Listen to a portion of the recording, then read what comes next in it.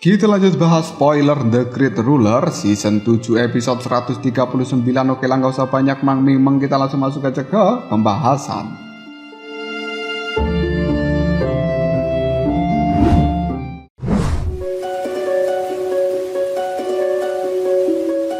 Muchen telah berhasil menggabungkan energi spiritual miliknya dengan semangat juang yang dimiliki oleh pasukan 9 Nether. Mandala juga memberikan 10 esensi yang Muchen butuhkan untuk mengaktifkan Sutra Naga dan Phoenix. Menerima esensi seperti ini, Muchen merasa begitu gembira. Dia pun mulai bertanya bagaimana caranya Mandala mendapatkan, dan dengan ketus gadis kecil itu menjawab, "Yang pasti aku tidak melawan makhluk itu satu persatu. Kau beruntung karena reputasiku sebagai penguasa wilayah, maka balai lelang memberikan diskon untuk harga yang besar. Aku telah menghabiskan begitu banyak cairan spiritual tertinggi demi memenuhi keinginanmu ini." Mendengarkan hal seperti itu, Muchen langsung mengucapkan terima kasih banyak pada Mandala, dan dirinya jelas tahu jika esensi dari binatang ini cukup sulit untuk didapatkan. Hal itu karena beberapa binatang yang Muchen butuhkan memiliki peringkat yang cukup tinggi di dalam daftar binatang mistis. Dirinya juga yakin jika dia sendiri yang pergi maka hanya akan kembali dengan tangan kosong. Di sisi lain, Mandala yang mendengarkan ucapan terima kasih yang begitu tulus dari seorang Muchen langsung berusaha untuk bersikap biasa saja, dan dia mulai berkata, "Sebagai pemimpin alam Daluo, aku harus menepati janjiku. Lagi pula kau sudah membantuku mengungkapkan kebusukan dari pengkhianat Qiu Taiyin." Muchen yang mendengarkan nama itu langsung menanyakan bagaimana keadaan Qiu Taiyin sekarang. Dengan detail, Mandala menjelaskan jika seperti dugaannya, ada begitu banyak orang yang telah dikirimkan oleh Istana Suantian untuk menjadi mata-mata dan mengawasi alam Daluo. Beruntungnya saat ini, mereka sudah berhasil dilenyapkan setelah pengakuan dari Qiu Taiyin. Muchen hanya bisa menganggukkan kepala secara singkat dan akhirnya meminta Mandala untuk menjelaskan soal perang perburuan besar yang akan datang. Dan dia berkata jika ingin berkontribusi di dalam perang perburuan yang akan datang ini. Mandala menjelaskan pada Muchen jika perang ini hanya akan dimenangkan oleh orang-orang terkuat. Namun selama beberapa tahun ini tidak ada yang benar-benar menjadi orang terkuat di antara para peserta yang ada. Mendengarkan hal seperti itu, Muchen cukup yakin jika dalam perang besar kali ini akan ada wilayah yang muncul, karena dari yang dia dengar sebelumnya, perang ini akan diadakan di wilayah medan perang yang gugur, dan wilayah ini adalah tempat terlarang di alam utara, karena setiap orang yang mencoba mencari harta karun yang tersembunyi, mereka tidak akan pernah kembali dengan selamat. Mandala yang mendengarkan hal seperti ini jelas mengetahui jika perburuan besar atau perang besar kali ini pasti akan benar-benar terjadi. Hal ini karena dulu kala banyak orang yang telah memasuki kekuatan di tingkat suprem bumi. Mereka tumbang di dalam tempat itu. Lautan tertinggi yang dimiliki orang ini akan melapuk seiring berjalannya waktu hingga membentuk cairan spiritual yang menjadi esensi terakhir dari pemimpin bumi tertinggi itu. Dan ketika orang memiliki banyak cairan ilahi, maka dirinya akan bisa melakukan terobosan naik ke alam bumi tertinggi. Orang inilah yang nantinya akan bisa menjadi pemimpin dan menyatukan seluruh alam utara. Mendengarkan kata-kata seperti itu, Muchen jelas penasaran siapa yang akan bisa melakukan terobosan ini dan kemudian menjadi pemimpin yang sejati nantinya. Tidak lama kemudian, Muchen mulai melihat mata dari Mandala yang dipenuhi dengan keinginan untuk tampil pada perang perburuan besar. Dengan hadiah yang ditawarkan, jelas tidak akan ada orang yang bisa menolaknya. Tak lama, tatapan Mandala mulai tertuju pada Muchen. Dia bertanya, bukankah tujuan dari Muchen datang ke tempat ini adalah untuk menemukan istana surgawi kuno demi mengembangkan tubuh abadi matahari agung? Mendengar pertanyaan seperti ini, Muchen langsung terlihat senang, dan dia mulai bertanya apakah Mandala tahu di manakah letak istana surgawi kuno. Dengan cepat Mandala berkata jika dirinya tidak mengetahui letaknya secara pasti, namun dia yakin jika istana surgawi kuno masih terletak di benua Tianluo. Muchen yang mendengarkan hal seperti ini tidak menyangka Jika orang sekuat Mandala tidak bisa mendeteksi keberadaan istana surgawi kuno, Mandala yang melihat tatapan mata seorang Muchen mulai mengatakan jika di medan perang yang hancur ada tokoh dari istana surgawi kuno yang telah mati, dan mungkin ketika mereka bisa menemukannya maka akan ada informasi yang didapatkan di dalam sana. Mendengarkan hal seperti ini membuat semangat dari Muchen semakin membara, dan dirinya yakin jika nanti dia bisa mengaktifkan tubuh abadi immortal, maka tidak akan ada yang bisa menandingi dirinya. Dalam waktu 2 bulan, semangat Muchen mulai membara dan dia terus berlatih di sela-sela mengajari pasukan 9 meter.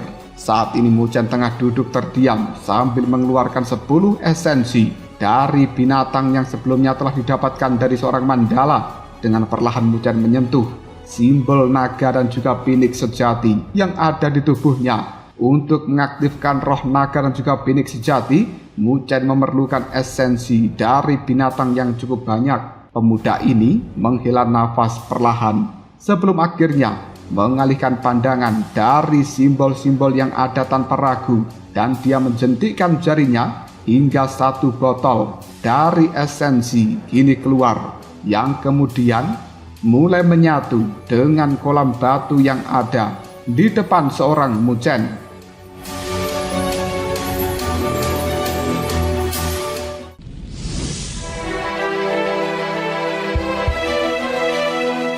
Ketika esensi berwarna merah menyatu dengan air yang ada di kolam batu, aroma yang sangat amis serta menyengat mulai tercium.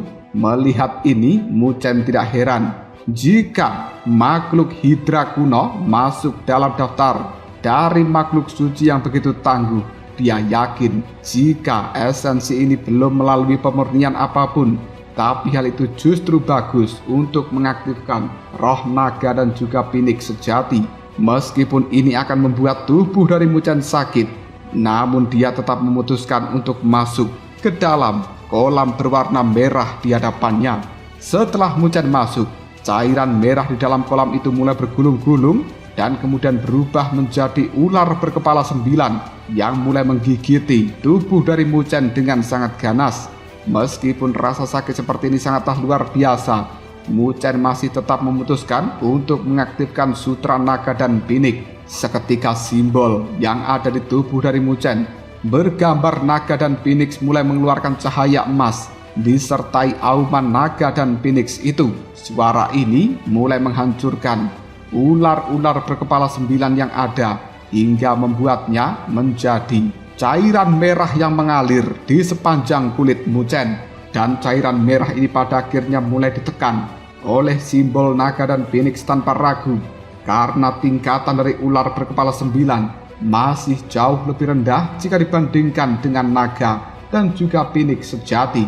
Tak lama kemudian cairan merah itu berubah menjadi energi merah yang mulai masuk ke dalam tubuh Muchen.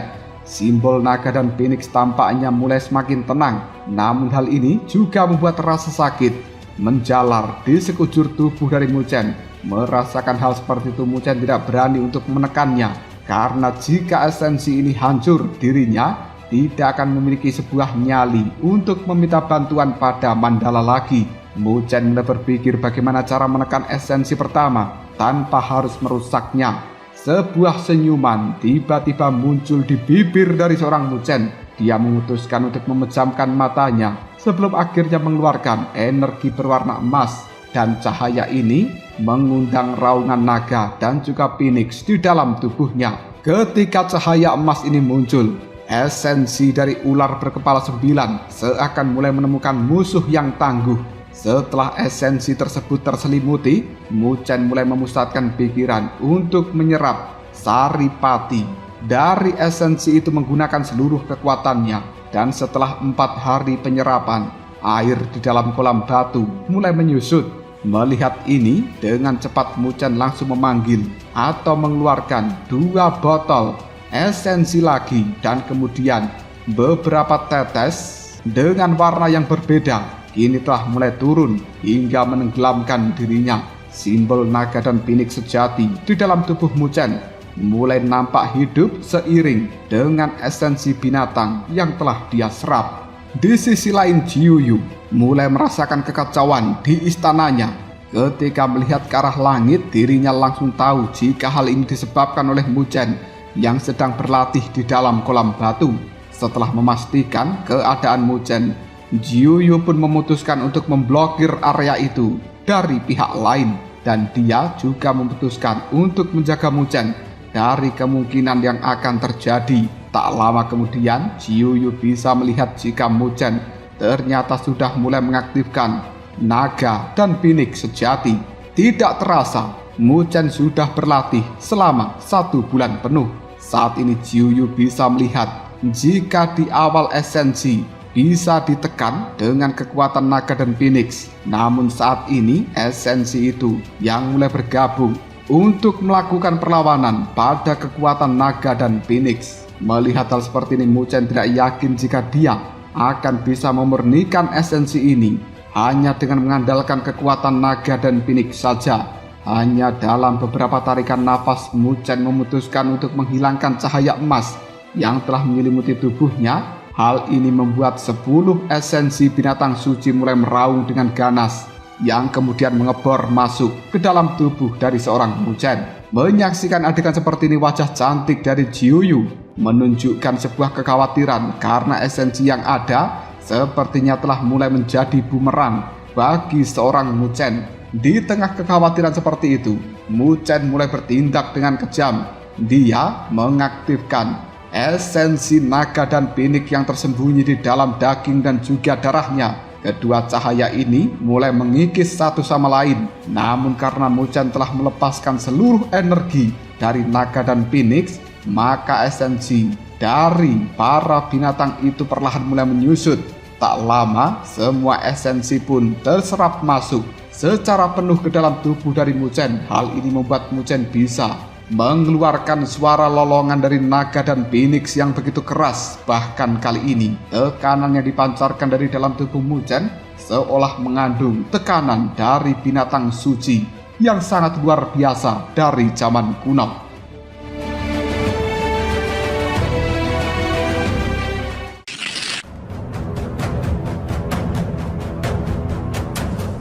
Muzhen kini mulai bisa merasakan jika simbol-simbol naga di tubuhnya sekarang mulai hidup dan seakan-akan berenang di bawah permukaan kulitnya. Muzhen yakin jika simbol-simbol naga ini mengandung kekuatan yang begitu menakutkan, dan dia memutuskan untuk melakukan tinjuan ke arah depan. Meskipun Muzhen hanya melayangkan tinju dengan santai, namun retakan yang ditinggalkan terlihat begitu luas, dan dia tidak menyangka jika kekuatan penghancur naga yang dimiliki Muzhen sekuat ini.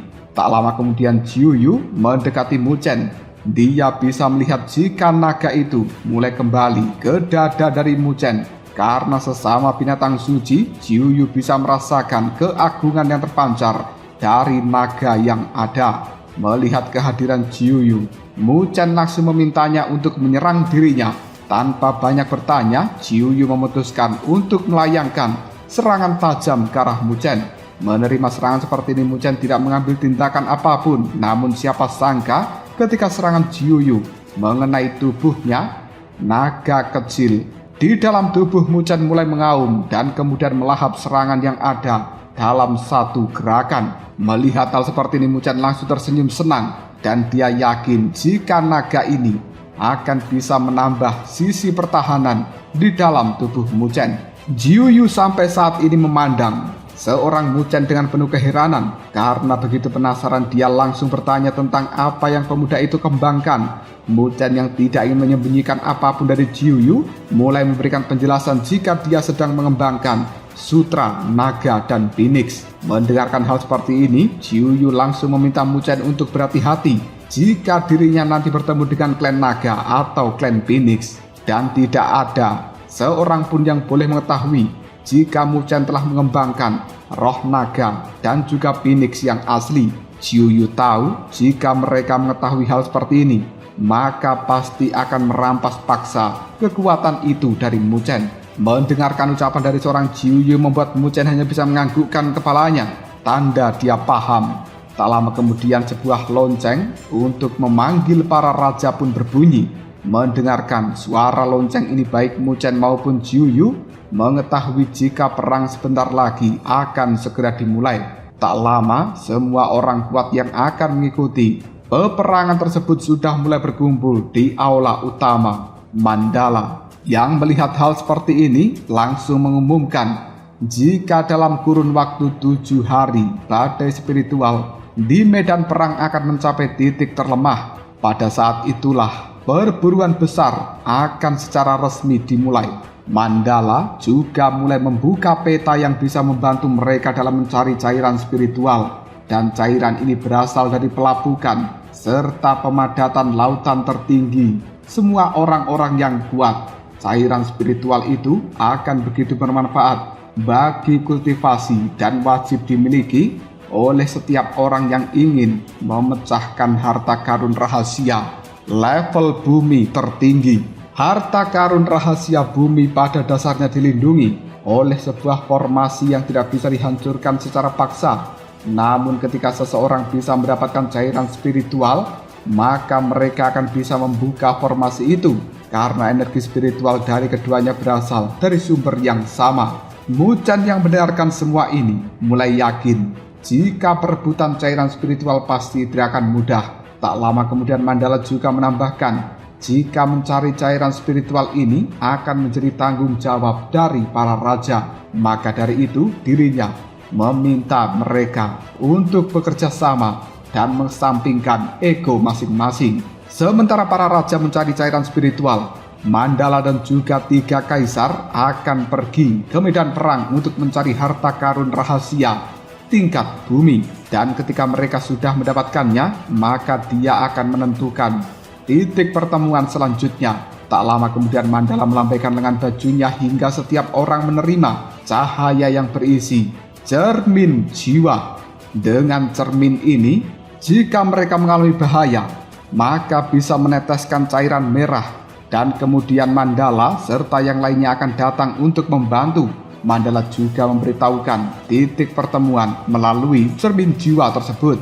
Mendengarkan hal seperti ini, semua orang kuat hanya bisa menganggukkan kepalanya dan mulai pergi dengan semangat juang yang begitu tinggi. Tidak lama kemudian Mu Chen dan juga Jiu Yu sudah berada di dalam istana Jiu Yu kembali. Di depan mereka telah berdiri para pengawal Jiu Yu yang menggunakan baju sirah berwarna hitam. Para pengawal ini memancarkan semangat juang dan juga energi spiritual yang terus mengalir dengan begitu dahsyatnya. Dengan semangat juang yang telah menyatu, Mu Chen yakin jika mereka akan lebih kuat dari sebelumnya. Tak lama kemudian suara lonceng terdengar kembali sebagai tanda jika perburuan besar sudah dimulai. Para raja dan juga orang kuat lainnya mulai pergi dengan semangat yang membara. Sebelum melakukan perjalanan ini, Jiu Yu menyerahkan istananya untuk sementara waktu kepada Tang Bing. Di sisi lain, Mu Chen segera mengajak pasukan penjaga nether untuk pergi. Mereka mulai berubah menjadi seberkas cahaya yang langsung bergabung dengan beberapa orang kuat dari alam Daluo yang juga akan pergi ke titik pertempuran. Melihat para pasukan ini, banyak warga dari alam Daluo berharap mereka semuanya bisa kembali membawa kemenangan. Jika mereka sampai kalah, bisa dipastikan jika hidup ke depannya dari orang-orang alam Daluo pasti tidak akan pernah bisa tenang.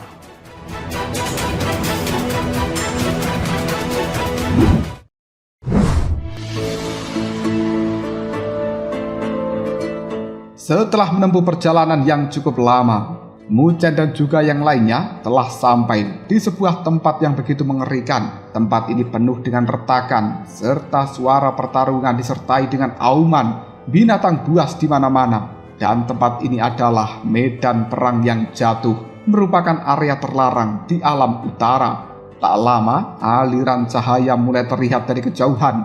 Ketika semakin dekat, semua orang yang melihat keberadaan alam Daluo langsung pergi karena tidak ingin memprovokasi orang-orang dari alam Daluo ini. Sesampainya di tempat ini, Semua orang mulai bisa merasakan jika energi spiritual mereka mulai terganggu dan yakin jika hal itu terjadi karena gugurnya orang kuat di medan ini, meninggalkan pikiran kematian yang berpengaruh pada energi spiritual di dalam tubuh masing-masing. Bahkan jika tidak ditekan, hal ini bisa membuat mereka kehilangan efektivitas dalam pertempuran. Merasakan adanya hal seperti itu, Mu Chen cukup kewalahan karena dirinya memiliki api ungu dan juga kekuatan petir yang menjadi musuh dari kekuatan aneh di medan perang ini. Ketika dia sudah bisa mengatasinya, Mu Chen mulai menemukan ada begitu banyak tulang berserakan di mana-mana, dan dia cukup heran kenapa di perang sebesar ini tidak ada mayat dari warga luar yang ditemukan,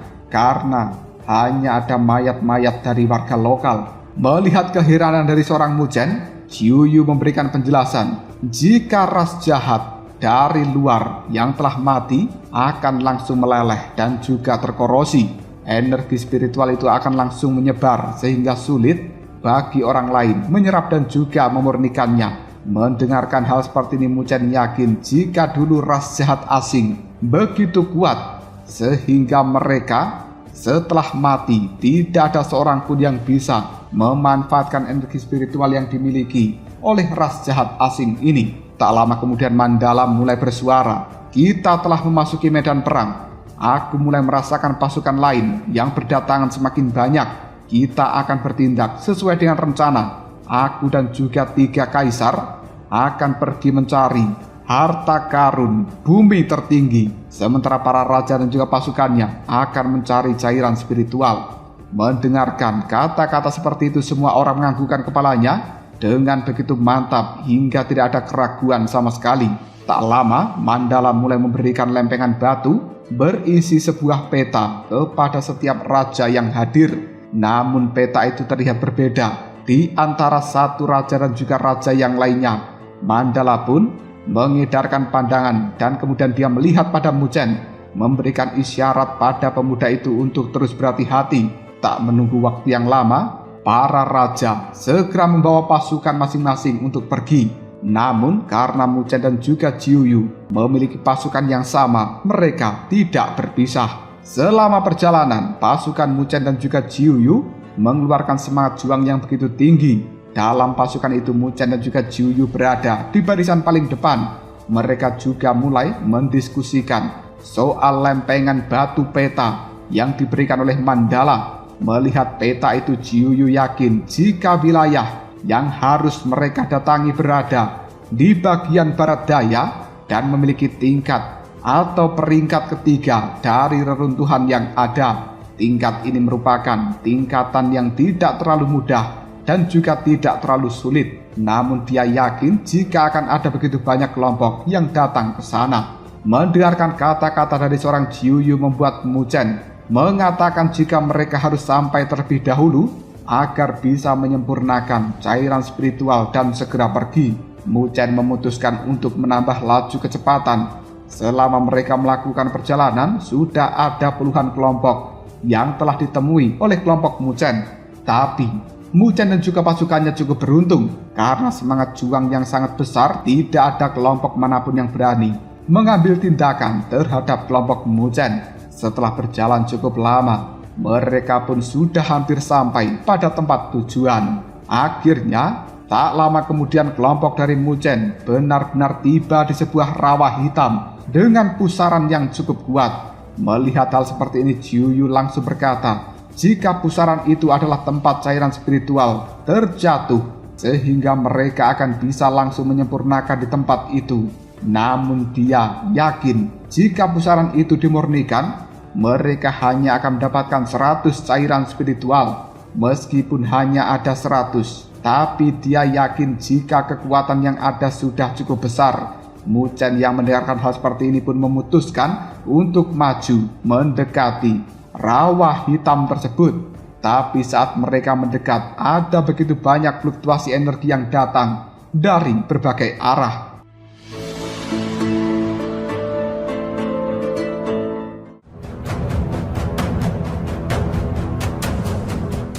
Lalu apakah yang akan terjadi selanjutnya? Mungkinkah Mu Chen dan juga Xiu Yu akan berhasil mendapatkan 100 cairan spiritual, atau justru mereka harus menyerahkan cairan itu kepada pihak lawan? Jika kalian penasaran, tunggu aja jawabannya di next video. Ngobrol Shop.